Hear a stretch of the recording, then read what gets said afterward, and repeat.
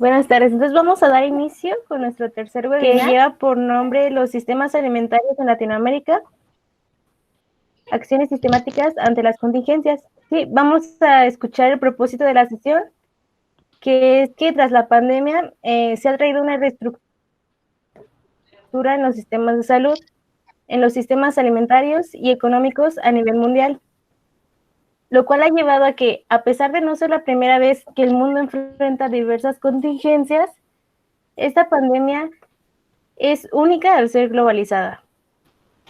Nos hemos dado cuenta de que nadie está preparado, pero entonces, ¿qué debemos hacer y llevarnos de experiencia? ¿Qué lecciones nos dejan para emprender en Latinoamérica, enfocado a los sistemas de salud, alimentarios, de economía, comunicación, educación y medio ambiente?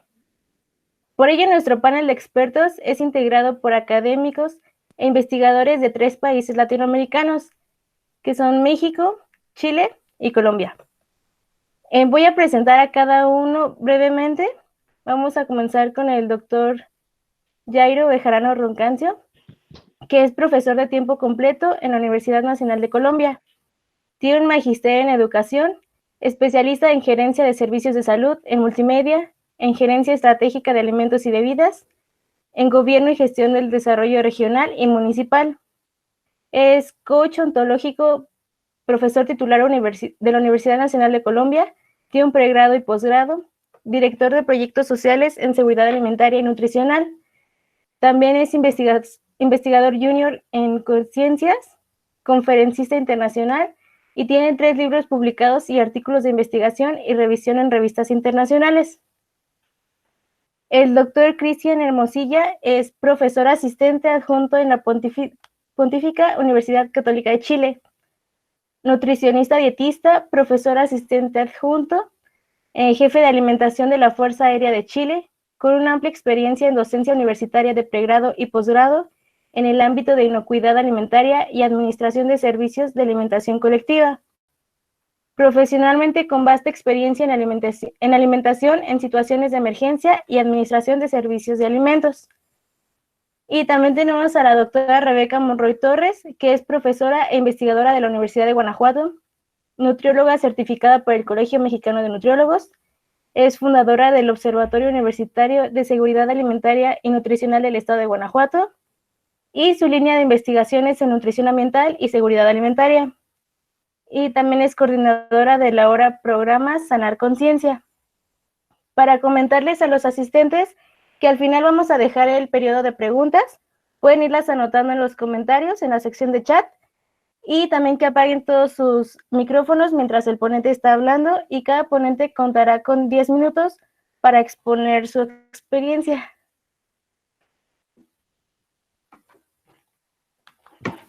¿Sí? Muchas gracias, Monse. Entonces, comenzamos. Muy bien, entonces comenzamos con el doctor. Ajá. El doctor Jairo.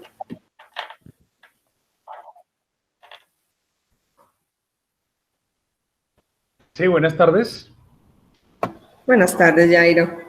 ¿Me escuchan perfectamente? Para no moverme de mi silla. Sí. Bueno, muchas gracias por esta invitación. De verdad que el hecho de tener varios países y en representación de Latinoamérica, más contando pues la experiencia que en este momento pues hemos tenido alrededor de la seguridad alimentaria y nutricional, y pues cómo en su momento los sistemas agroalimentarios se han visto afectados. Inicialmente pues vimos un comportamiento de muchos de nuestros habitantes en su momento, por su capacidad de adquisición de alimentos, pues tuvieron ese desorden frente a llenar sus despensas con alimentos. Eso pues generalmente es un común denominador que se ha visto en situaciones de emergencia y desastre, cuando las personas pues cambian su comportamiento frente a una protección de su familia, una protección individual, y pues obviamente el tener la capacidad de compra y tener reservas por un determinado momento, ¿cierto? O un periodo bastante de un grado alto de incertidumbre, pues lleva a que otras personas puedan no acceder a los alimentos. Entonces aquí ya estamos hablando de un problema de inseguridad alimentaria, ¿cierto? Que es un marco que simplemente no se puede controlar inicialmente hasta cuando la autoridad pues pueda poner las reglas de juego. Segundo, en su momento podríamos decir que esto es, aparte de una emergencia, es un desastre. Tal vez el alcance del significado de un desastre no como tal, pues lleva a contemplarlo a través de algo que tenga que ver con un virus, en este caso, pues de una emergencia sanitaria. Pero las emergencias se caracterizan por lo general por tener dos miradas. Una que tiene que ver específicamente con un daño estructural, y el daño estructural se da más específicamente por un daño de la tierra, por una situación de inundación, ya sea provocado a través de vertientes como ríos o como los océanos, y otra que en su momento lleva a que haya un desastre, pero por la pérdida humana.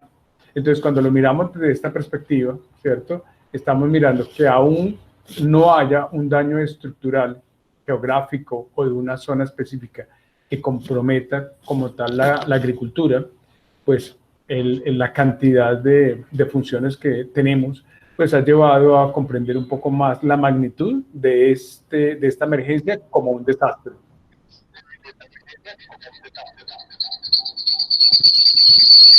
Creo que ahí ya cerraron un micrófono. Y entonces, cuando nosotros lo miramos desde esa perspectiva, entonces nos preocupamos sobre el hecho de quiénes serían entonces los que pueden acceder a unos recursos agroalimentarios en un país. Cuando miramos la problemática sumado hacia el tema laboral, nos encontramos que, pues obviamente las personas que viven el día a día frente a mantener un consumo de alimentos, no estamos hablando todavía de seguridad alimentaria en el plano de consumo de alimentos, pues son las personas más perjudicadas. Cuando vemos el perfil de estas personas, el perfil de las familias que no pueden acceder a los alimentos y que en su momento tienen una actividad laboral pues un poco casi informal, o en su momento su vida transcurre económicamente a través de un salario mínimo legal, pues nos encontramos con una situación aún más devastadora. Cuando lo miramos desde otra arista, que sería el tema de la relación que hay con malnutrición, ya sea por déficit o por exceso, y la infección, pues nos encontramos que esta población, la población de menos recursos, la población que tiene menos acceso a los servicios de salud, las personas que en su momento no tienen una sostenibilidad económica y que son vulnerables por esto, pues estamos hablando que hay un grupo, una colectividad de muy alto riesgo que en su momento serían los más pobres. Y esto pues acrecienta aún más la brecha que se tiene frente a ricos y pobres en un país. Esto acrecienta más la brecha cuando hablamos de los que pueden comprar alimentos, ¿cierto?, para tener una buena nutrición y los que no. Y tenemos otro grupo que se ha lesionado precisamente por esta infección en términos económicos, más que económicos que en sí de su salud, que son aquellos que tienen unas precarias condiciones laborales, han perdido su trabajo y prácticamente están viviendo de las ayudas humanitarias. Pero ¿qué pasa? Tendríamos que hacernos la pregunta alrededor de ¿estas ayudas humanitarias serían sostenibles? ¿Cuáles serían las políticas en su momento de protección que tendrían para todos estos grupos poblacionales? No estamos todavía en el pico más alto en términos de contagio. Entonces, estamos hasta ahora arrancando. ¿Cuál sería esa planificación frente a garantizar la seguridad alimentaria para muchas personas? Entonces, son preguntas que en su momento pues no tendríamos una respuesta como tal, pero podríamos en su momento, a través de este debate, precisamente tener unos puntos en la mesa para esa discusión. Claro está, aquí nos sumamos a ello el tema de las comorbilidades para la malnutrición por exceso. Entonces, nuestros países se han caracterizado precisamente por un incremento gradual de personas con un peligro a un sobrepeso y fácilmente llegar a una obesidad, y personas que tienen un diagnóstico a la par de una diabetes, hipertensión y todas estas enfermedades que en su momento, pues definitivamente agobian un sistema sanitario. Si lo miramos desde la misma reacción que ha tenido el sistema sanitario en nuestros países, pues vemos que la saturación es aún mayor. vemos también cómo en su momento la protección de alimentos aquí, ¿cierto?, debe ser una garantía de derecho, precisamente porque si llega la enfermedad al campo, la pregunta es, ¿y entonces quién cultiva? Entonces, miren cómo nos enfrentamos a una situación bastante difícil frente a cómo cuidar el sistema agroalimentario para poder proteger la salud alimentaria de nuestras personas. Y ahora bien, mirando en el caso nuestro como Colombia, en esta semana repuntó un caso de infección altísimo en el Amazonas. Es un departamento selvático que queda en el triángulo amazónico que comparte con Brasil y Perú. Y curiosamente, los más afectados en este momento son los indígenas. Entonces, uno de los grandes peligros que tenemos acá como grupo vulnerable y una minoría étnica, ¿podemos cerrar micrófonos, por favor? Y una minoría étnica precisa, una minoría poblacional que es de tipo étnico, pues obviamente estamos hablando de que tenemos una población que proteger también. Son personas que en su momento viven pues todavía de unas tradiciones ancestrales y que hay que cuidarlas. Pero claro, si en su momento no hay cómo abastecerse, pues tenemos un incremento en esa problemática. Entonces, miren cómo he tocado diferentes líneas problemáticas que no solamente nosotros lo estamos viviendo. Ahora bien, miremos la parte de importaciones y exportaciones de alimentos. ¿Cómo en su momento afecta a nuestro sistema agroalimentario? En el caso de Colombia, vemos cómo cada vez más el paso de una economía de importación está llegando a los platos de nuestras mesas. ¿Qué quiere decir esto? Que nosotros, 2 minutos, doctor Jairo, por favor. Ok, cierro con esto y ya. Entonces, muchas veces encontramos que nuestros platos tienen los diferentes alimentos vienen de otros países. Entonces, ¿dónde está la soberanía alimentaria? Colombia es el quinto país como despensa agrícola del mundo, calificado por la FAO, y pues sinceramente no estamos cumpliendo con eso. Gracias.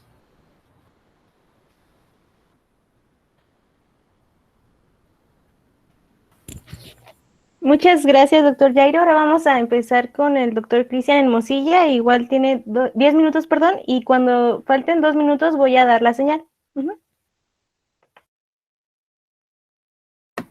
Sí, gracias. De hecho, ya descargué la presentación, Cristian, ahorita la comparto.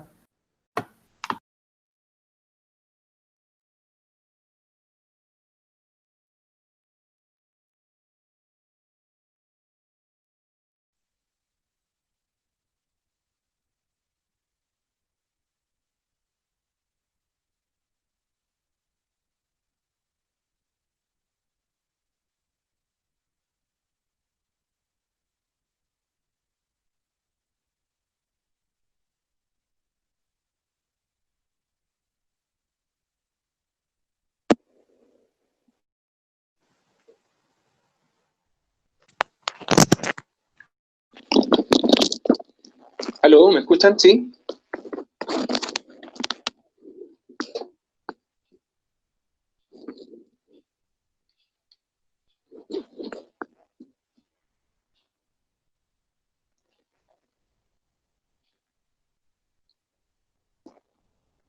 Sí, te estamos escuchando, Cristian. Perdón, tengo muchos problemas de comunicación, lo siento. Hola, muy buenas tardes. Un gusto estar con ustedes y agradecidos de la invitación. Bueno, me han solicitado que hable respecto a planes de alimentación en confinamiento. Bueno, acá en Chile ya llevamos 2 meses y algo, fracción de confinamiento en nuestras casas. Yo particularmente vivo en Santiago Centro, donde efectivamente ya llevamos mucho tiempo en nuestros hogares. El hecho de trabajar en la Fuerza Aérea también me ha permitido llevar a la práctica en este periodo, porque nuestros casinos Fuerza Aérea han estado con algunas personas contagiadas, por lo tanto hemos tenido que ir aplicando todo un diseño de alimentación que nos permita entregar, ¿no es cierto?, los alimentos para poder desarrollar las actividades en forma normal. Les voy a armar una presentación un poco para poder ordenar mis ideas. Rebe, si me dan la segunda, por favor. Está el temario. Básicamente les voy a comentar respecto a algunos antecedentes de emergencia, porque como bien señala John Jairo, si bien es cierto la relación que existe entre el virus y la alimentación propiamente tal, ¿no es cierto? Básicamente nuestra problemática está por los conceptos de seguridad alimentaria. Igual hay que tener algunas consideraciones especiales, y les voy a comentar rápidamente algunos planes individuales que hemos desarrollado, algunos planes colectivos y algunos tips importantes. La segunda, por favor, Rebe, la siguiente. Otra más, por favor.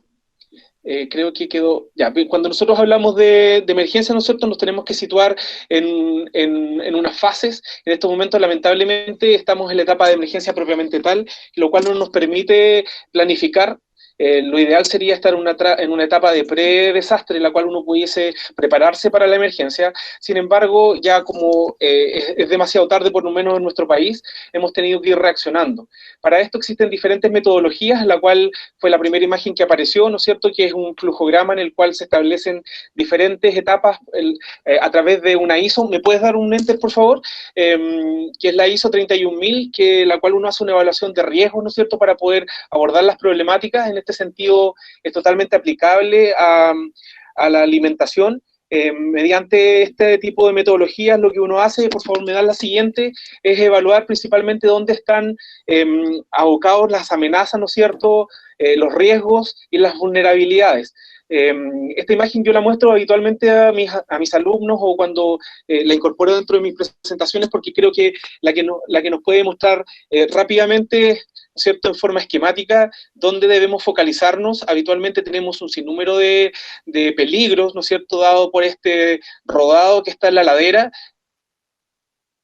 También tenemos algunos peligros que están latentes y, por supuesto, tenemos nuestras vulnerabilidades que, si lo llevamos al contexto de la alimentación, ¿no es cierto?, está dado por todas aquellas dificultades que tenemos para entregar alimentación.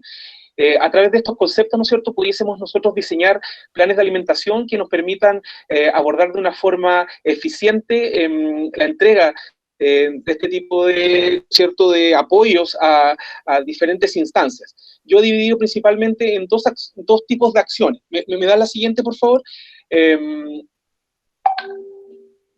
La siguiente. Bueno, pensando, ¿no es cierto?, en que este virus, como bien está descrito en las últimas publicaciones que hay, principalmente del CDC, ¿no es cierto?, que es un virus que no se transmite a través de los alimentos, sino que es capaz de los alimentos de propagarlo. Sin embargo, no hay evidencia de que uno se enferme por consumir a través de los alimentos el virus.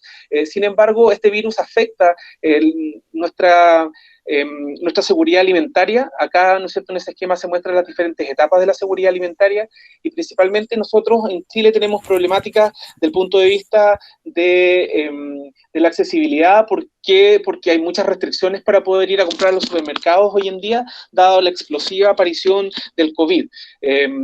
Y eso en la práctica ha ido generando también problemas de accesibilidad, porque los costos de los alimentos se han visto aumentados en forma considerable. Por lo tanto, son puntos que debemos destacar. La que sigue, por favor. Entonces, ¿qué nos recomiendan las organizaciones internacionales? Bueno, para efectos de emergencia, ¿no es cierto?, recomendaciones tipo que nos hace ACNUR, ¿no es cierto?, que son diferentes organizaciones en el mundo que se preocupan de las emergencias. Y también, ¿no es cierto?, la OMS ha definido que ojalá poder suplir 2.100 calorías. Nosotros lo calculamos por Oxford para poder hacer la comparación, y nos dan valores bastante similares a las recomendaciones FAO-OMS. Ahí se muestra una tabla en la cual hay algunos antecedentes desde el punto de vista nutricional que hay que consignar. Sin embargo, por favor, me das un enter, Rebeca. Con mis colegas del área clínica, ¿no es cierto?, me han pedido en particular atención. Acá en Chile y me imagino que en diferentes partes del mundo también con respecto a la vitamina D, principalmente por la falta de exposición. Nosotros estamos en invierno, por lo tanto la síntesis de vitamina D se ve bastante afectada. Y ahí hay una recomendación, ¿no es cierto?, diaria, en base a un estudio chileno que se realizó, y déficit de vitamina D. La siguiente, por favor. Y también pensar en la fibra, principalmente porque en nuestro país, en estos momentos, acceder a las ferias o a la vega, como nosotros le llamamos, que es un lugar donde se expenden las frutas y las verduras, está bastante restringido. Por lo tanto, todo el mundo está volcando su alimentación a cereales, ¿no es cierto? Nosotros tenemos un bajo consumo de leguminosas, por lo tanto, la cantidad de fibra que tenemos en la dieta es menos de la recomendación internacional. La siguiente, por favor. Bueno, respecto a planes individuales, nosotros, la siguiente, hemos ido generando, ¿no es cierto?, diferentes estimaciones en base a estas recomendaciones internacionales, que también señalan, ¿no es cierto?, los tipos de alimentos que debiésemos considerar para poder abordar diferentes situaciones de emergencia. La siguiente. Y también junto con esto se ha ido generando también recomendaciones en cuanto a cantidad de kilos de alimento, que yo se los voy a dejar en la presentación. La siguiente, lamentablemente tengo poco tiempo para poder ahondar en esto. La siguiente. Nosotros acá en Chile, en la Universidad Católica, desarrollamos canastas de alimentos o cajas de alimentación que van en apoyo de familias vulnerables. Hicimos los diferentes cálculos nutricionales para parejas de adultos mayores, que son los que más se ven afectados, ¿no es cierto?, y que son un grupo de alto riesgo. Calculamos la cantidad de energía que necesitaban y esto lo transformamos a una planificación alimentaria. La siguiente, que también se puede visualizar en la siguiente imagen, que también la voy a dejar con el vínculo si alguien quiere acceder a ella, a pesar de que, bueno, obviamente está con las preparaciones chilenas. La siguiente, y esto finalmente lo transformamos en un listado de artículos que las diferentes municipalidades de nuestro país han ido adquiriendo para poder entregar a la población. La siguiente. Mirado desde el punto de vista colectivo, ¿no es cierto?, también hemos tenido que hacer uso de diferentes estrategias, como por ejemplo la utilización de productos esterilizados para reforzar, ¿no es cierto?, los diferentes centros de producción, dada la baja cantidad de recursos humanos que tenemos, y obviamente utilizar el cucanchil para poder producir en forma masiva y poder almacenar y posteriormente, ¿no es cierto?, abastecer la cadena de producción. La siguiente. Otro tipo de apoyos que parece que me pasó una, Rebeca, parece que se pasó una. ¿Puedes retroceder?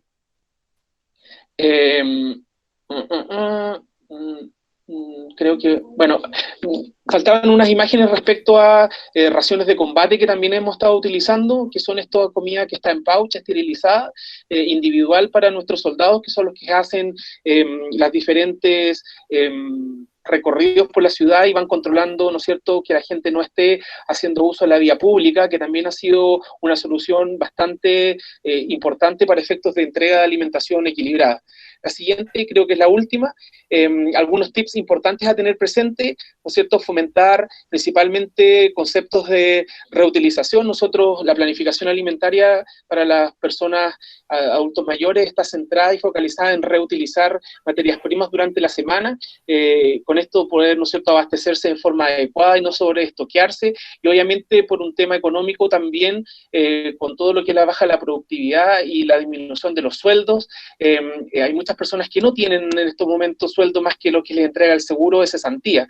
Entonces es importante ir fomentando por lo menos lo que nosotros estamos haciendo acá, también el consumo de alimentos a base de producción, ¿no es cierto?, en pequeña escala dentro de los hogares, que es fundamental para poder autoabastecerse principalmente de lo que son frutas y, de hortalizas, y también fomentar la compra local. Nosotros tenemos una problemática importante desde el punto de vista económico, dado que nuestra población general, ya con 2 meses de haber parado todo lo que es las ventas, ¿no es cierto?, estamos en una crisis económica muy, muy fundamental, por lo tanto, se está promoviendo mucho el poder acceder a las cadenas de producción interna, y obviamente también nos hemos apoyado de los bancos de alimentos, la cual yo puse alguna fotografía de mis colegas, ¿no es cierto?, conocí el Banco de Alimentos de Bogotá, que es una maravilla, y el de Guanajuato, no sé, no he tenido la oportunidad, me imagino que estará funcionando, Rebeca, y tú me puedes contar, pero creo que también ha sido una muy buena alternativa para poder distribuir alimentación a los grupos vulnerables. Creo que esta es mi última imagen. Muchas gracias. Rebe, un enter, ahí está mi correo en la siguiente imagen. Gracias y quédate en tu casa, que obviamente es nuestro mensaje, principalmente porque nos tenemos que cuidar y esta pandemia, la verdad es que está siendo bastante devastadora. Nosotros pasamos de una situación de normalidad, un júbilo que tenía nuestro ministro de Salud, pasamos a tener, en este momento tenemos 2.500 infectados al día de hoy y ya vamos en 22 muertos y hemos duplicado nuestra cantidad de muertos en Santiago, así que estamos bastante asustados. Así que un abrazo enorme para todos.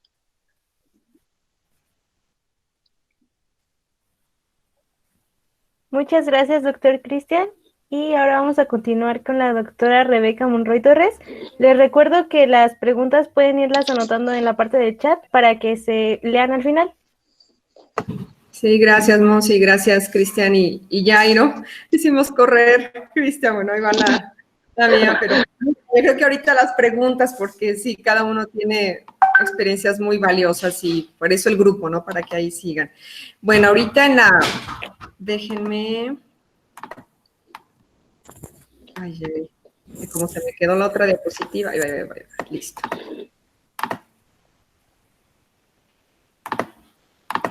Muy bien, pues nuevamente buenas tardes. Es un gusto tener a los colegas. Nos faltaron integrar a más, pero vamos a ir sobre todo varios de los temas. El día de antier y parte de ayer, una sorpresa importante fue que ya estaba un aviso de que efectivamente viene un proceso ahora de levantar el confinamiento, a lo que efectivamente pues hay varias inquietudes a ello. Y esto es algo importante a reflexionar, el tema de sistemas alimentarios como sociedad, en este caso desde la academia, la investigación.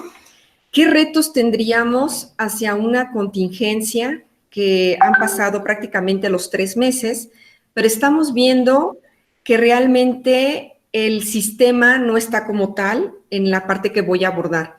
Si bien lo que yo abordo es la parte clínica también, con la parte poblacional, es cómo integramos nuestras visiones en forma de sistemas para poder cada quien tomar nuestro pedacito de acción. Ese es el reto que tendríamos que hacer. Formamos parte de un sistema que no está engranado, no tiene una estrategia de alianza, y ahorita lo estamos viendo con el tema del confinamiento. Bueno, siempre señalar hacia el tema de conflicto de interés. Cuando decimos México es autosuficiente, hay una publicación ahorita con la parte de análisis de la ley también hacia lo que es alimentación para México, y nos hemos sorprendido sin que esto efectivamente sea una postura de ganar, sino que efectivamente tenemos que seguir vigilando y exigiendo al sistema alimentario hacia México, donde las autoridades, sobre todo de SADER, en los foros que ha estado haciendo la FAO referente a COVID y a sistemas alimentarios desde hace ya un mes, uno de los temas que se dijo es que México es autosuficiente, prácticamente al punto de decir que tenemos para el país y para dar a otros. Esto debe ser algo importante porque la mayoría sabemos que el tema de desperdicio de alimentos es uno de los temas dentro del sistema por un déficit de nuestra tecnología, una tecnología que no está a un momento inmediato para el productor. Ejemplo, finales de los 90, cuando estuve trabajando en un verano con frutos de nopal, que es la tuna para México, me encontraba que el principal productor era de este fruto tan rico y con tantos nutrimentos que tiene, era sobre todo Israel, el principal exportador, pero el principal productor era México, pero no lograba llegar esas cadenas a toda el área, y había una gran merma porque no contaban con la tecnología adecuada de lo que era de almacenamiento, distribución, etcétera. Entonces, esta es una parte que integraríamos, que el sistema alimentario va a tener no solamente al consumidor final, que existe una plataforma muy importante, se llama medio ambiente, y es lo que quiero enfatizar, porque va a terminar esta contingencia y vamos a desaprovechar algo muy importante que estamos dejando fuertemente sustentado, y es que no hay ningún mito al cambio climático, es una realidad, y esperemos que con la suficiente evidencia que se está generando para la gente escéptica al cambio climático, vean que es una realidad y que como el medio ambiente, al igual que nuestro cuerpo, funciona y entiendes y responde con migajas de pequeñas acciones que hagamos. Y véanlo, y cuando digo migajas es porque es cierto, ¿cómo es posible que una presión arterial pueda llegarte a bajar 10 milímetros de mercurio, inclusive bajando 1 o 2 kilitos, y no tienes que hacer las grandes cosas. Un pequeño cambio, el cuerpo subsana y tiene una capacidad de resiliencia tremenda. El medio ambiente es lo mismo. ¿Qué tendríamos que pensar las personas, el ser humano como parte de esa biodiversidad y que va a estar integrando entre toda esta infraestructura? Y que algo que a mí me preocupa cuando escucho, y muy valioso las conferencias y todo que se ha hecho de la FAO, pero algo que no he visto en preocupación es qué vamos a hacer con el tema de la autosuficiencia en una contingencia. La principal preocupación es no dejen de exportar, no se olviden de su sistema de exportación, pero no veo una realidad tajante a decir cómo están resolviendo su problemática, porque México, con más de 50 millones de pobres, y ahorita estoy dando cifras que son más, me voy a quedar con 50 millones, pero somos casi 130 millones de mexicanos y sabemos que la pobreza multidimensional extrema, y esto lleva a que efectivamente ahora se debe estar perpetuando. Y número 2, un punto importante y que alguien de los conferencistas en esa sesión comentaba y me pareció muy valioso y lo quiero citar aquí, y era su preocupación, como lo hemos estado viendo, que en un momento dado la vulnerabilidad económica, de accesibilidad y de preocupación ante el confinamiento lleva a que otra vez esa población vulnerable adquiera alimentos que sabemos que son altamente energéticos y no dan ningún otro valor agregado en nutrición y en alimentación, y esto se va a perpetuar, cifras de obesidad, cifras de sobrepeso. Y algo que es importante rescatar dentro de la última cadena del sistema alimentario, que es el consumidor, que ahorita, ante una contingencia, siendo un 29 de marzo, se reafirma y sale nuestra norma de etiquetado. Eso es algo importante, que en una contingencia de presumir y de compartir en México, que aún ante una contingencia sale una acción que venía de años tratando de materializarse. Pero ese es el último recurso cuando sabemos que nuestro sistema alimentario es toda esta estructura, cadena de suministros, entornos alimentarios y finalmente el consumidor. En esta parte, unas cosas ya las dije, me voy a ir adelantando. Iniciamos y teníamos esta situación, que iniciando el año teníamos que para el mexicano, y aquí tenemos datos de los colegas colombianos, de Chile, cuánto nos costaba a nosotros la canasta básica. Y si esto vemos de un salario mínimo, ya para 2020 de 3,673, que ahorita ni siquiera son los $200 para a lo mejor tener el mismo contexto para Chile y para Colombia, estamos hablando que el 44.7% se estaba destinando a la canasta básica. Y nuevamente, claro, si esto estamos buscando que lleve alimentación, que aporte.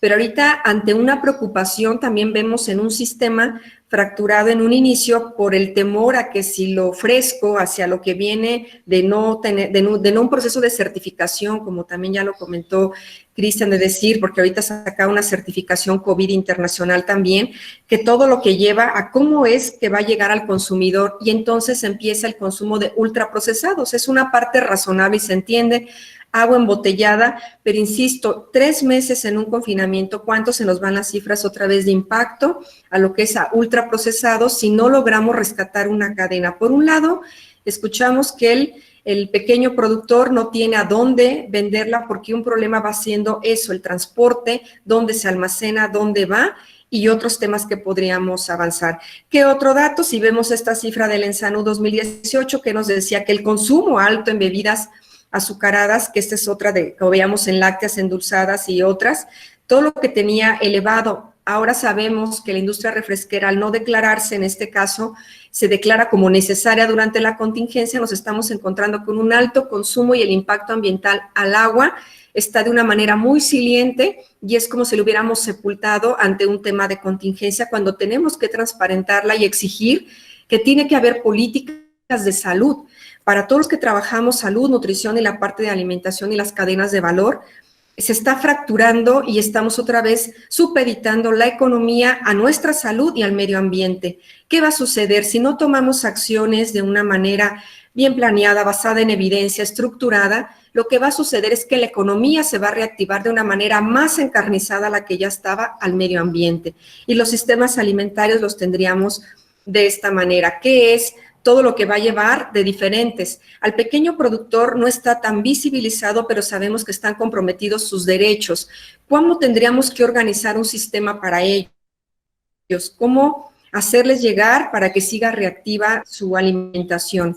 Esto me lo voy a ir pasando rápido al decir el tema de medio ambiente, quienes siguen todavía. En algunos contextos se habla, por ejemplo, de transformación de los sistemas alimentarios de lo tradicional a lo integral. ¿Qué enfoquemos? Pues al rendir el cultivo. Ahorita también el tema de agroquímicos es otro de los temas, porque nos estamos encontrando con algunas filiales que tienen esta venta de agroquímicos, que están teniendo una venta abismal, y esto es importante porque el mensaje que se manda es que hay que producir lo más que se pueda para no dejar las cadenas de suministro sin su alimentación, pero a costa de ¿qué? De otra vez de la salud y el medio ambiente, y es algo que tenemos que ir reflexionando.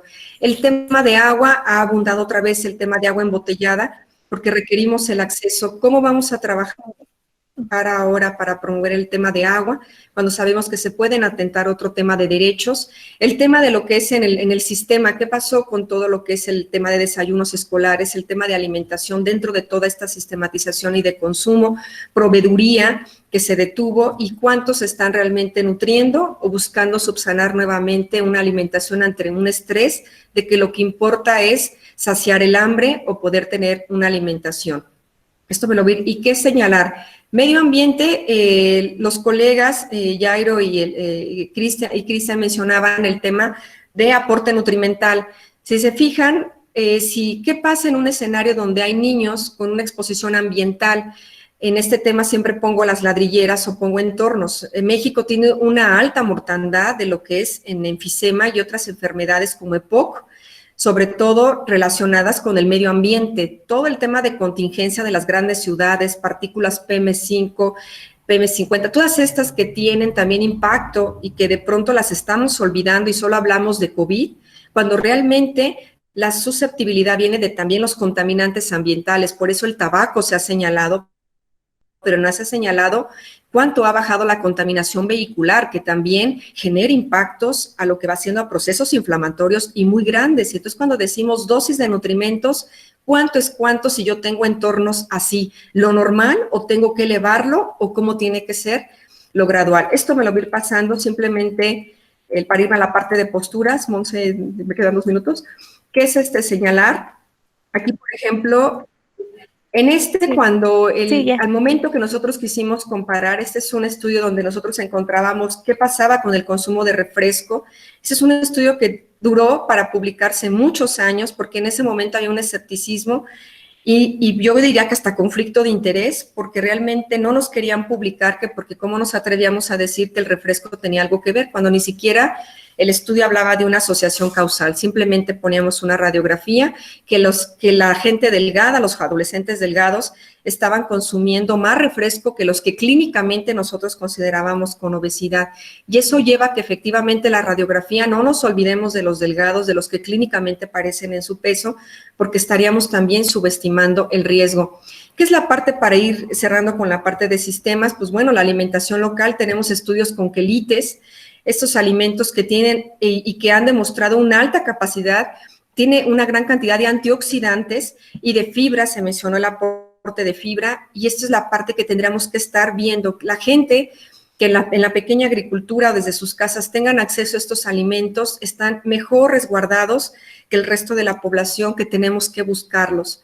Y esta es simplemente poner esta cifra de Coneval del 2014, donde si vemos la población en situación de pobreza para México, que en 2014, donde todavía no éramos los 130 casi millones de mexicanos, vean el porcentaje y vean sobre todo cuántos millones de personas. Y ahora el tema es que esto debe estar exacerbado y por supuesto que está más complicado y va a estar más colapsada la situación de salud, porque solo estamos hablando a través de economía a costa de la salud y del medio ambiente. ¿Qué reflexiones pondría? Y puse para aprovechar ahorita lo que vaya a seguir, cómo entender toda la situación y comprendiendo desde lo multidimensional, cómo migramos y cómo rescatamos la dieta local sin que sea tampoco absoluta o irnos al extremo. Los extremos nunca han sido buenos. Intervenciones integrales desde lo local y poder pensar entonces sí al macro. Nuevas reglas y políticas públicas que tendríamos que señalar. Soberanía alimentaria contra TEMEC. Y esto es algo importante y que dejaría en esta reflexión. Todo lo que esté escrito en tratados internacionales y, por ejemplo, lo que es el tratado que se acaba de firmar, si México tiene una postura en temas de soberanía, en temas de, por ejemplo, etiquetado, pero que estos tratados pidan que no se pueden respetar, esto es lo que tenemos que analizar de las letras chiquitas de esos tratados. Estos tratados que anteponen la autonomía de las propias políticas de los países. Y esto es algo para realmente hablar en todo lo demás. Y finalmente comprender la producción y el consumo desde una cultura, territorio y el clima. Tenemos desde la red de observatorios en seguridad alimentaria, vemos lo rico desde diferentes territorios, clima, y por supuesto que la problemática es diferente. Entonces, me quedaría porque puse aquí a lo que había comentado Jairo, sobre todo qué acciones deben quedarse o tener la sostenibilidad y la parte sobre todo de modelos que está presentando el maestro Cristian. Y por mi parte es todo. Gracias.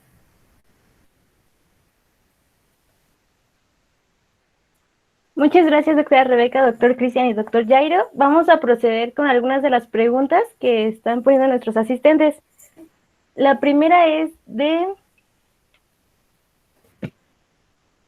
Lisette Zavala. ¿Cómo ha sido la reacción y el comportamiento de los indígenas de Chile hacia la contingencia? Sería para el doctor Cristian, por favor. Sí, bueno, nosotros hemos tenido diferentes comportamientos. Primero pensando en que tenemos diferentes... Chile es un país muy largo en realidad, y tenemos indígenas que están en una isla, que son los Rapa Nui, por ejemplo, que ellos tienen... desde siempre, ¿no es cierto?, han tenido mucho celo por el ingreso de extranjeros, del conti, como le llaman ellos, que son los continentales hacia la isla, y hubo un brote muy pequeño en la isla, por lo tanto se prohibieron los accesos vía aérea de forma inmediata. Ellos fueron bastante resistentes y obviamente porque el riesgo era mayor.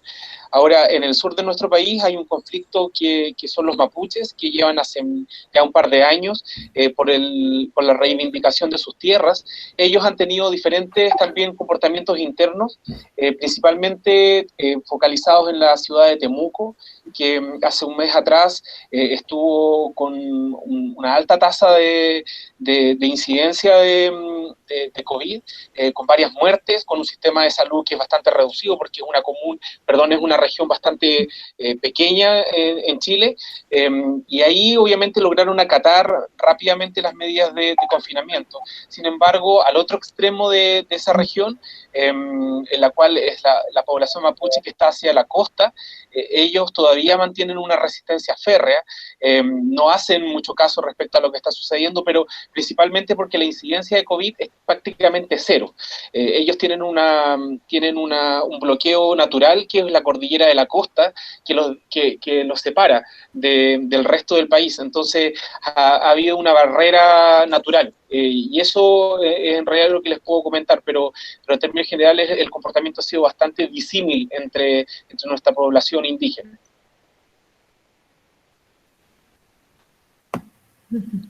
Muchas gracias, doctor Cristian. Aprovechando la siguiente pregunta, que es de Fabián Contreras, en caso de desastre, ¿cómo lo es la contingencia? ¿Qué tan viable ha sido la adopción en Chile por parte de la población a los planes individuales que mencionó?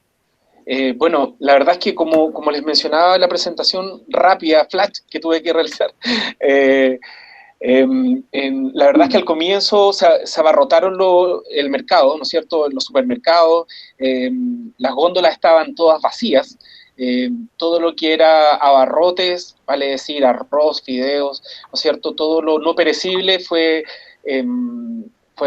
rápidamente comprado por todas las personas y que se abastecieron en sus hogares, y eso hizo que en algún momento hubiese problemas de disponibilidad alimentaria en el fondo. Sin embargo, el país el gobierno en realidad puso rápidamente un proyecto a funcionar en la cual se aseguraba, ¿no es cierto?, el abastecimiento de toda la cadena de supermercados y almacenes de nuestro país, y eso permitió finalmente que en estos momentos no tengamos una problemática de la disponibilidad de alimentos que tenemos. La problemática está centrada principalmente en que también el gobierno, ¿no es cierto?, logró autorizar que las empresas pudiesen detener sus trabajos y poder desvincular a sus trabajadores por un periodo de 3 meses,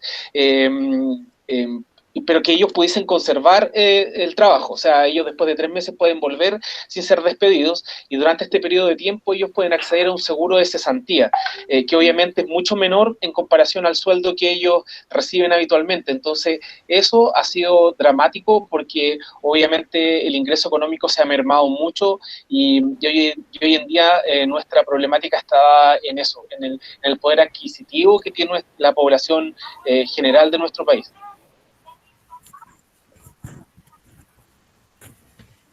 Muchas gracias, doctor Cristian. La siguiente sería para el doctor Jairo. ¿Qué recomendación diaria para tener una buena nutrición en las familias que tienen poco acceso físico y monetario de alimentos saludables? Bueno, para este momento veo un tema bastante crítico, porque la especulación de precios también ha llevado a disminuir ese acceso a la compra. Por lo tanto, si nosotros miramos también cómo está funcionando o cómo se le está dando garantías al sistema agroalimentario, pues vemos que el acceso a ciertos alimentos saludables pues no es que sea el mejor. Lo que bien decía la doctora Rebeca alrededor de el estímulo que en su momento se da ahora a una cadena de abastecimiento más ultraprocesada, precisamente porque estos alimentos tienen una garantía. ¿Cuál es? El que tiene una fecha de vencimiento alto, en que muchos de ellos son económicos. Y esto, pues, para la población más vulnerable económicamente, pues tiene pues unas ventajas. Sumado a esto, y es probable que algunos de estos grupos poblacionales tienen una desescolaridad, y esto lleva a tomar malas decisiones en alimentación. Y lo otro es que el no tener una educación alimentaria y nutricional desde diferentes frentes, ya sea educativo o por parte gubernamental, pues lleva también a ser susceptible la compra de muchos alimentos que no son como tal muy nutritivos.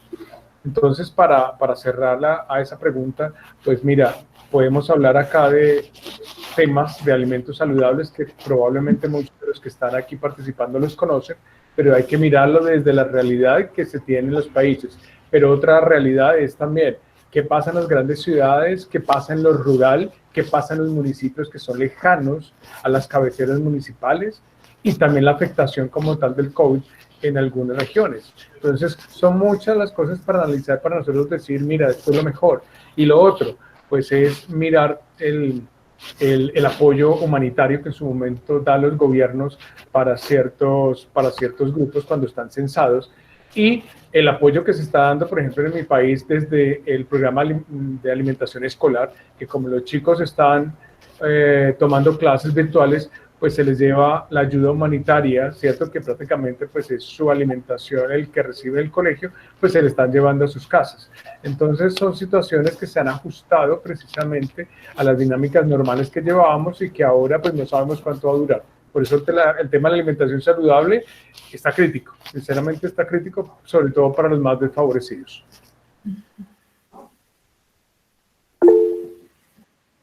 Muchas gracias, doctor Jairo. Ahora sigue una pregunta de Socorro Jiménez, que dice, ¿cuál es la presencia de las escuelas de nutrición y de las universidades en esta contingencia?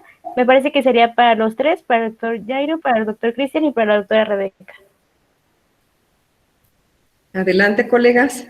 Creo que a lo mejor puede ser valiosa compartir la experiencia de cómo ha afrontado la academia, la universidad desde sus países, la contingencia. Bueno, muchas gracias. Sí, bueno, nosotros hemos estado bastante activos como Universidad Católica, como carrera de nutrición, principalmente lo que es educación alimentaria. Como ustedes han mencionado, ¿no es cierto?, muy bien, una de las problemáticas que tenemos hoy en día es la actividad física, ¿no es cierto?, y obviamente el consumo de alimentos refinados, lo cual, ¿no es cierto?, sumado a la pregunta que veo en el chat, que nuestros grandes índices de obesidad que tenemos nos plantean una problemática muy, muy, muy grande. Entonces hemos aprovechado todos los canales de comunicación online para poder generar estas mismas instancias de webinar.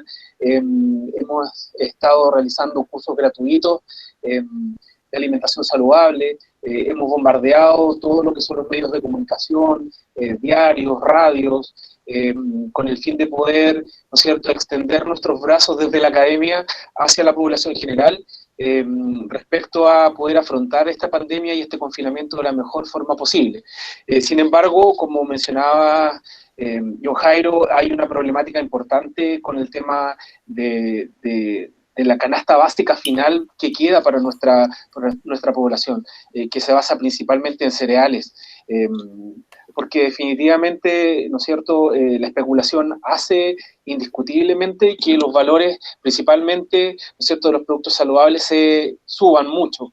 Entonces, creo que todos los esfuerzos han estado volcados en eso, en los medios de comunicación. Sin embargo, creo que hay demasiados factores que están influyendo y que obviamente no sé si vamos a tener la capacidad de ser muy eficientes. Eso.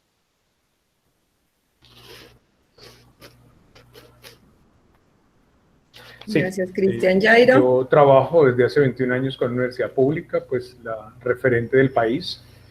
Y aquí, como tal, pues la Facultad de Medicina ha tenido un gran protagonismo, no solamente en Bogotá, no solamente dentro del mismo campus con los estudiantes, sino también en el país.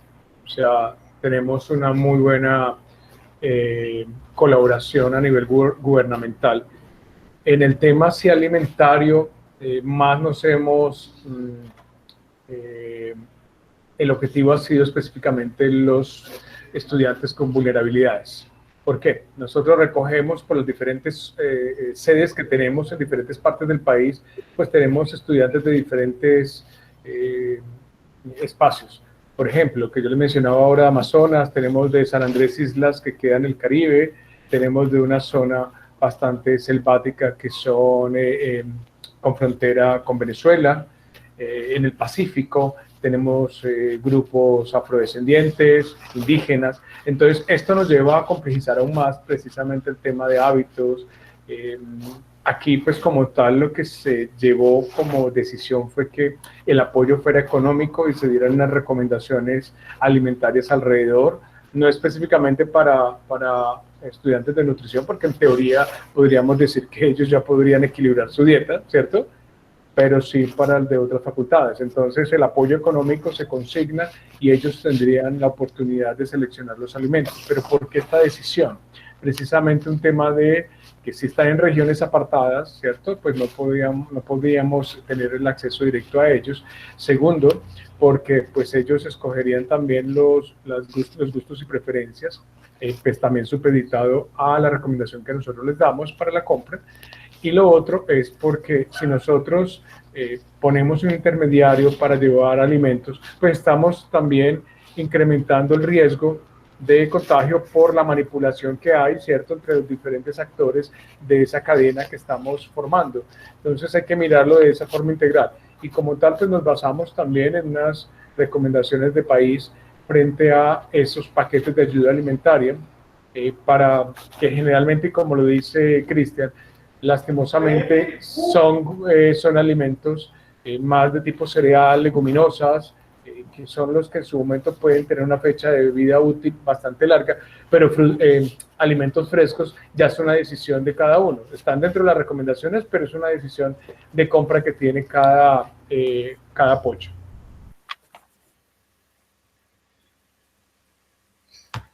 Gracias, Jairo.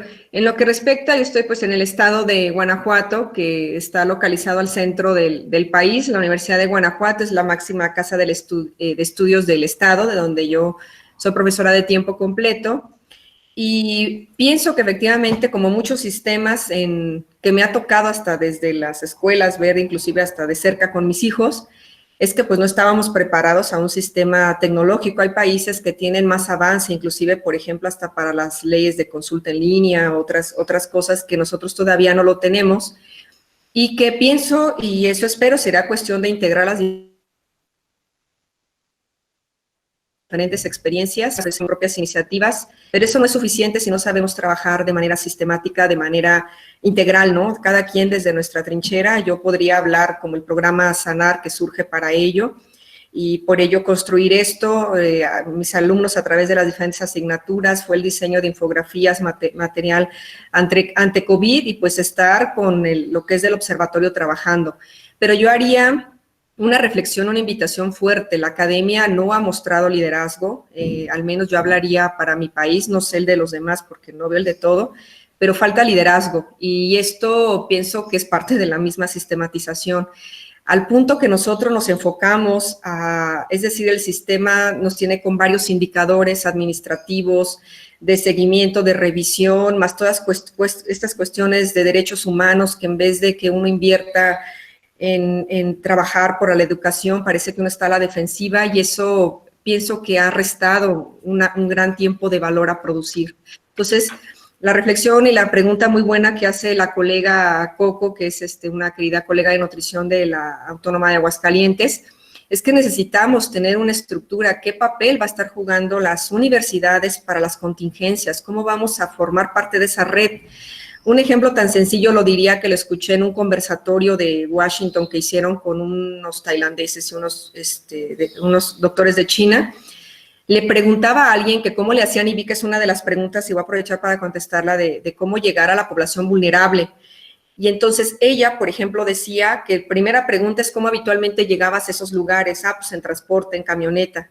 Dice, lo que tendrías que hacer primero es tratar de llegar para que conozcas el escenario, con todas las precauciones, porque si no sabes cómo está esa gente allá, cómo vas a ayudar, cómo vas a decir, vamos a hacer teleconferencias, vamos a hacer, dice, pero tienen que ir, dijo, y dos, tienen que trabajar las universidades con mucho voluntariado, porque al momento que el gremio de salud, los médicos, estén dando toda la que es la comunicación de riesgo, requieren, en este caso, grandes batallones y soldados para que estén dando la cara a todo esto, es decir, hacer redes.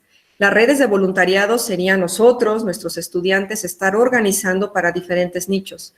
Y yo haber escuchado esa reflexión que hacía esta persona, dije, es que es cierto, o sea, solamente estamos buscando al epidemiólogo a ver quién que son los expertos y deben, y es muy valioso, pero hay quienes están directamente en el batallón con el paciente y los demás. ¿Qué tendríamos que hacer para llegar a esa proximidad? Dos, aquí la pregunta sería invitación a las diferentes instituciones, a las diferentes digamos, instancias, es que ¿por qué no hemos tenido un contacto? O sea, yo esperaría que alguien de diferentes secretarías contactaran a la universidad y que lo han hecho. Por ejemplo, tenemos varios voceros, doctores de eminencia que trabajaron con influenza, pero es un nicho chiquito. Es decir, ¿dónde están todos los demás? Y sería bueno que lo compartamos, porque no dudo que hay muy buenas experiencias de mis colegas profesores de los diferentes campus. Lo que sí es cierto es que necesitamos, pues, trabajar para construir esto. No es suficiente. Y la misma contingencia nos está hablando de una crisis de vinculación que tenemos que trabajar y ser más acelerados. Es decir, la academia tendríamos que ser el ejemplo de disrupción, el ejemplo de creatividad, el ejemplo de innovación, el ejemplo de dar soluciones basadas en evidencia. Y eso es la parte que nos tocaría, es lo que yo vería, dado que somos una universidad con un gran compromiso social, y ese tendría que ser el mensaje y la enseñanza hacia las siguientes generaciones con las que estamos trabajando.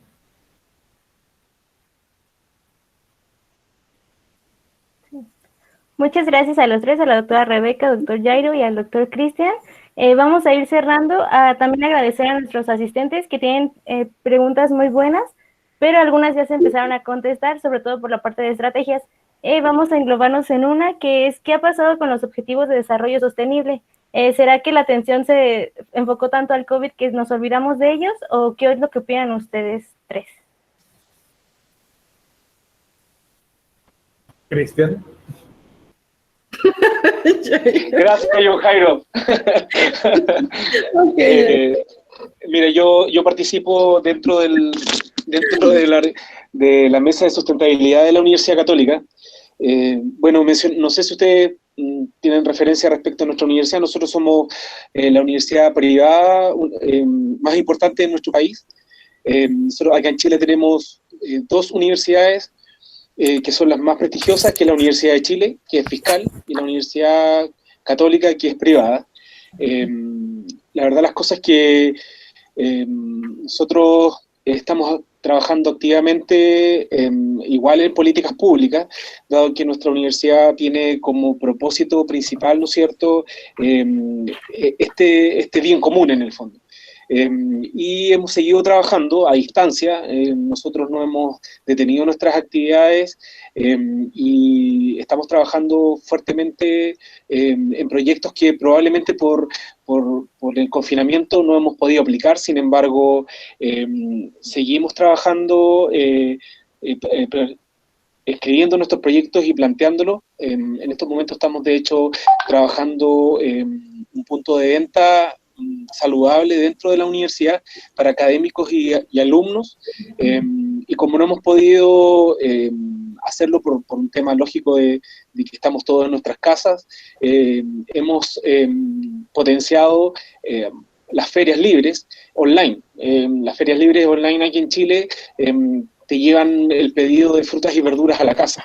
Entonces, lo que hemos estado haciendo es tratar de potenciar eso para acercar, ¿no es cierto?, el consumo alimentario más saludable a la población. Y eso es lo que les puedo contar respecto a cosas concretas que estamos desarrollando. Ahora, yo creo que sí, mirado desde el punto de vista país, definitivamente la autoridad está volcada netamente en COVID. De hecho, la problemática desde el punto de vista nutricional, a pesar de que sabemos que la mayor mortalidad o el factor de riesgo importante es IMC sobre 35, y nuestra población general, nosotros tenemos sobre un 70% entre obesidad y sobrepeso en Chile. Por lo tanto, tenemos mucha población vulnerable de riesgo. La autoridad sanitaria no se ha preocupado de eso. Solamente lo único que están volcados en tratar de mostrar a la población cuántos ventiladores mecánicos son capaces de comprar, cuánta cantidad de muestreo son capaces de hacer diariamente, problemáticas que en realidad están solamente apuntando a mejorar la percepción de la población, para ellos en el fondo como políticos, pero en la práctica, si lo llevamos a lo que realmente la población necesita, creo que estamos muy lejos de eso.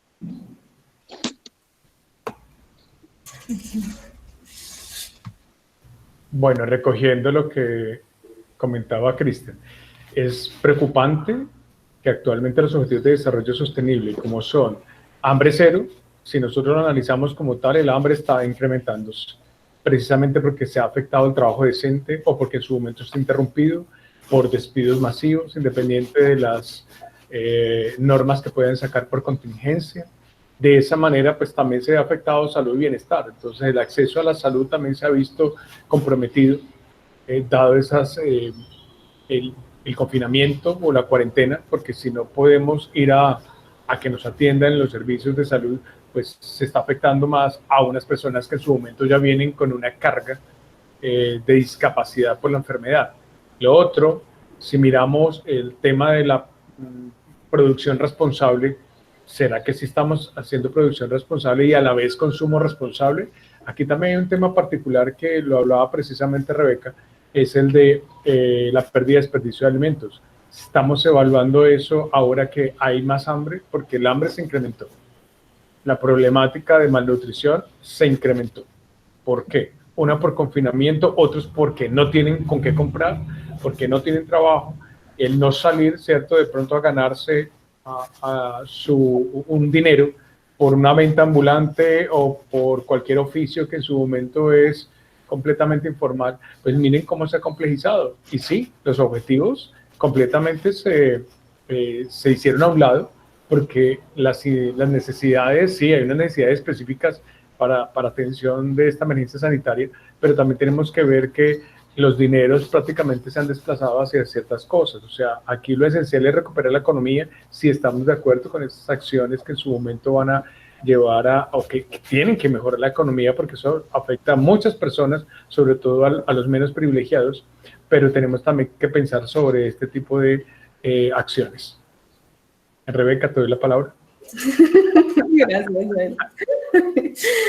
Sí, efectivamente, algo interesante es que pareciera que los ODS, con toda la línea, si recordamos los 3 ejes que tiene, el eje inferior, que es todo para clima, que es el que tenía un rezago terrible, bueno, casi de todos, pero parece que ahorita con esta contingencia es la única solución en la que se puede acelerar y se ha podido generar indicadores en tema de clima. O sea, este es un mensaje muy importante. Esa frase, ese ODS que se llama Acción por el Clima, se logró encerrándonos a todos, o sea, enciérrenos, para hablar en el tema en general. Pero efectivamente, porque quiero aprovechar que alguien preguntaba el tema de sindemia. ¿Qué sucedió también entre las cuestiones de acaparamiento? El comportamiento fue acapara y ni siquiera había una estrategia de conservación de alimentos, no tenían una cadena de refrigeración como para decir guardo los kilos y todo esto, y eso llevó, como sabemos, a merma, porque eso va generando. Entonces, por otro lado, tenemos el tema de ultraprocesados y por otro lado tenemos también que la merma viene antes de que llegue al consumidor, es decir, se queda con el productor o se queda con el intermediario, porque la gente ahorita ya más o menos está ya bajando. Yo lo he visto en lo que hemos salido y no conocemos de las compras o de las ventas, pero la mayoría nadie quería comprar en una fonda, en un restaurante, porque tenían miedo al tema del contagio, porque no se sabía, o sea, algo que no sabemos, pues efectivamente tiene uno que tener la máxima precaución y lo que más sabían era el tema de aplicar la norma de buenas prácticas de higiene.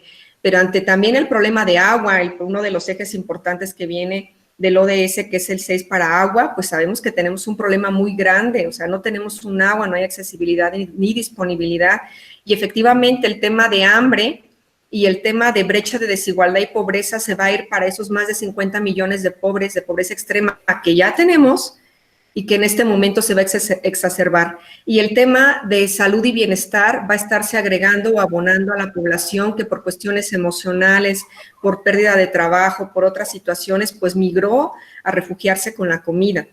El tema de inactividad física, o sea, hay muchos temas que tienen que entrar, pero en un momento, cuando inicia la contingencia, mi reflexión hacia los datos y hacia las metas que tenían para, sobre todo, PNUD, hacia lo que es las ODS, es que clima no se veía cuándo íbamos a avanzar. Y ahorita, medio ambiente y todo, sobre todo China, la región de Asia, la región del país, estamos viendo grandes avances. Por eso, mi preocupación, ¿qué va a pasar cuando ahorita todo el mundo va a salir? No está protegido el medio ambiente por ningún lado. O sea, no importa ni ha importado, y menos la salud de la población. Y iría complementando lo que alguien preguntaba, que cómo podíamos hacer, que es una nutrióloga que dice Dulce, para eso son estos webinar, tienen una finalidad de reflexionar. Si se fijan, estamos compartiendo, reflexionando, y no es mera ocurrencia, cada quien tenemos un bagaje de nuestra experiencia, pero ¿cómo trabajamos una postura, una construcción? Están por salir las convocatorias para nuestras posturas que vamos a estar generando con cada uno de los webinars, y la finalidad es que esto que hablamos llegue a alguien, y ojalá que el tomador de decisión lo vea como un producto y no como una ocurrencia ajena, como se nos ha visto a la academia, a lo que es el sentido social. Y puede ser un gran momento para poner ese vínculo y esa brecha a que en verdad las universidades que tienen en incubación esos seres pensantes que dan soluciones, pues que realmente estamos para ello, ¿no? Y pondría, pero este es uno que quiero aprovechar, no lo decimos al inicio con los colegas porque ya es suficiente con que participen y digan, ¿y nos vas a poner a escribir qué? No, pero eso ya después, compañeros, pero sí, todo esto es que tiene que llegar a un tema de tomadores de decisión, y cómo la investigación lo hace, la información basada en evidencia, y estaremos en una segunda etapa publicando en el grupo. Hay uno de un reloj mundial que les voy a estar compartiendo y algunos datos, y sé que mis colegas podrán compartir más información porque son muy bondadosos y muy entusiastas con todo este tema, y estoy seguro que la finalidad es que entre todos pensemos cómo nos vamos a ayudar. Todos tenemos algo que dar y pues este es el mejor momento y escenario.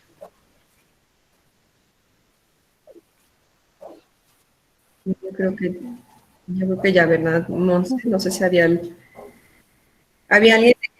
bueno, no sé, ya a lo mejor yo creo que es importante, alguien habla de la percepción de la sindemia global de desnutrición, obesidad y cambio climático.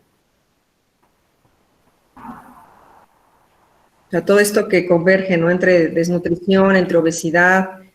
De hecho, comparto brevemente, les decía una colega de Chiapas que reciente alguien me escribía que qué riesgo tenía una población indígena con desnutrición a tener COVID. Me parece una muy buena pregunta y llegamos a alguna parte de discusión porque dice, es que yo ya no puedo ir a la comunidad y no sé cómo alertarlos.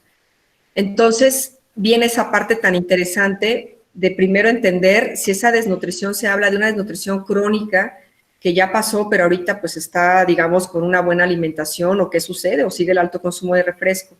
Entonces aquí, si tenemos estos escenarios, podemos entender la parte de rehabilitación, como yo le llamo. La parte de rehabilitación es, si yo tengo una desnutrición que fue pasada, pero ahorita mi alimentación ya es adecuada, ellos tienen una alimentación muy importante, insisto, quelites, las leguminosas, lentejas, frijoles, desde la diferente variedad, fruta, verdura, son nuestros mejores dieta antiinflamatoria que podemos tener.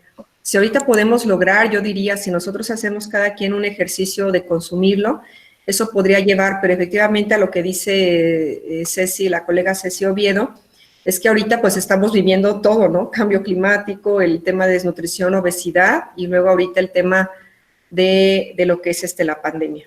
Pero la pandemia lo que está reflejando sobre todo es algo que ya no es nuevo en el tema de reparar sistema inmunológico. Tenemos mucho tiempo abordando que las enfermedades crónico-degenerativas son procesos inflamatorios, no es nuevo, y todavía queremos separarlo de la enfermedad crónico-degenerativa. Vean cómo en un momento dado se habla de un virus como fuera de la visión de enfermedad crónico-degenerativa. Y entonces, algo que tenemos que ir planteando es cuál va a ser la política ahora de atención y de prevención. Y veía que alguien hablaba algo de hospitales que me decía, el sector más deteriorado es el sector salud. Y vimos que muchos de los regalos que les llevaban eran pizzas. Perdón, pero ¿por qué no les llevan una buena alimentación? O sea, ellos están en plena contingencia, y yo quiero compartirles, porque sé que estos foros también son para que se preste algo en confianza, y eso yo lo digo con todo este cariño, es yo que he hecho con mi esposo que está al tanto en el hospital y opera y está en riesgo, pues una alimentación rica en todos esos antioxidantes, no hay nada de ciencia. Y esa es una primera protección que tendríamos que hacer, alimentar mejor al médico, a la médico y al personal de salud que está en batalla. Tenemos que alimentarnos mejor, y esta es la mejor invitación y el mejor momento, en verdad. Con eso yo cerraría, porque nos estamos hablando de algo muy importante, la alimentación del personal de salud.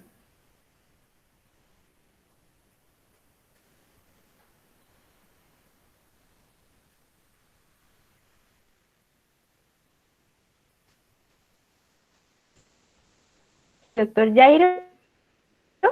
Entonces vamos a ir cerrando el tercer webinar a las 5:11 de la tarde. Sí, agradecemos mucho su atención y estaremos pasando la lista de los asistentes que estuvieron acompañándonos el día de hoy, y publicaremos en Facebook, en el grupo de Sanar, el próximo webinar, y igual estaremos publicando el link 15 minutos previos a que dé inicio. Sí, muchas gracias. Y bueno, presentarles que el cariño le digo Monse, es sobre todo el agradecerle. Monse es pasante de la licenciatura en nutrición, al igual que otros los estudiantes, y pues esos son los jóvenes que en las universidades queremos ver en batalla, importante. Entonces, muchas gracias, colegas, Cristian, Jairo, y quienes están, en verdad, gracias por su valioso tiempo. Aquí estamos y sé que nos llevamos muchas reflexiones y aprendizajes de su parte. Que tengan muy bonita tarde. Gracias, Aline. Muchas gracias. Por él. Hasta otra oportunidad. Sí, un abrazo, que esté muy bien. Igualmente, gracias.